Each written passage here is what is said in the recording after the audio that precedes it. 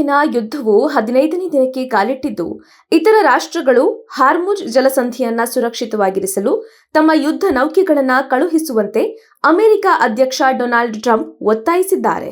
ಈ ಕೃತಕ ನಿರ್ಬಂಧದಿಂದ ಪ್ರಭಾವಿತರಾಗಿರುವ China, France, Japan, ದಕ್ಷಿಣ Korea, Britain ಮತ್ತು ಇತರೆ ದೇಶಗಳು ಹಾರ್ಮುಜ್ ಜಲಸಂಧಿಯು ಸಂಪೂರ್ಣವಾಗಿ ಇರಾನ್ನಿಂದ ಇನ್ಮುಂದೆ ಬೆದರಿಕೆಯಾಗದಂತೆ ಆ ಪ್ರದೇಶಕ್ಕೆ ಹಡಗುಗಳನ್ನು ಕಳುಹಿಸುತ್ತೇವೆ ಎಂದು ನಾನು ಭಾವಿಸುತ್ತೇನೆ ಅಂತ ಟ್ರಂಪ್ ಹೇಳಿದ್ದಾರೆ.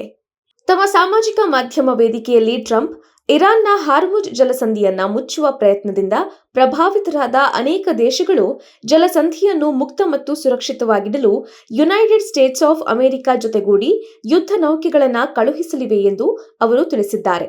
ಇದೇ ವೇಳೆ ಅಮೆರಿಕ ನೌಕಾಪಡೆಯು ಶೀಘ್ರದಲ್ಲೇ ಜಲಸಂಧಿಯ ಮೂಲಕ ಹಾದು ಹೋಗುವ ಟ್ಯಾಂಕರ್ಗಳಿಗೆ ಬೆಂಗಾವಲು ನೀಡಲು ಪ್ರಾರಂಭಿಸುತ್ತದೆ ಎಂದು ಟ್ರಂಪ್ ಈ ಹಿಂದೆ ಹೇಳಿದ್ದಾರೆ.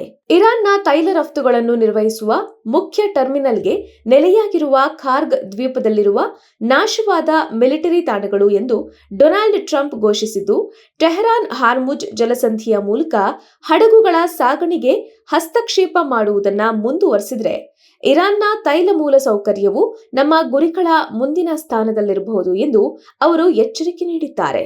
ಮಾರ್ಚ್ 1ರ ಸುಮಾರಿಗೆ ಇರಾನ್ ಹಾರ್ಮುಜ್ ಜಲಸಂಧಿಯನ್ನು ಸ್ಥಗಿತಗೊಳಿಸಿದೆ ಎಂದು ವರದಿಯಾಗಿತ್ತು.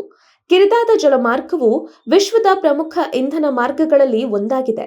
ಸಾಮಾನ್ಯವಾಗಿ ಪ್ರತಿದಿನ ಸುಮಾರು 20 ಮಿಲಿಯನ್ ಬ್ಯಾರೆಲ್ಗಳ ತೈಲ ಸಾಗಣೆಯನ್ನ ನಿರ್ವಹಿಸುತ್ತದೆ ಮತ್ತು ಜಾಗತಿಕ ದ್ರವೀಕೃತ ನೈಸರ್ಗಿಕ ಅನಿಲ ವ್ಯಾಪಾರದ ಸರಿಸುಮಾರು 20% ಈ ನಡುವೆ ಭಾರತ ಮೂಲದ ಎಲ್ಪಿಜಿ ಟ್ಯಾಂಕರ್ ಒಂದು ಸುರಕ್ಷಿತವಾಗಿ ಹಾರ್ಮುಜ್ ಜಲಸಂಧಿ ದಾಟಿದ್ದು, ಈ ಟ್ಯಾಂಕರ್ಗೆ ಭಾರತೀಯ ನೌಕಾಪಡೆ ಭದ್ರತೆ ನೀಡಿದ್ದು ವಿಶೇಷವಾಗಿತ್ತು.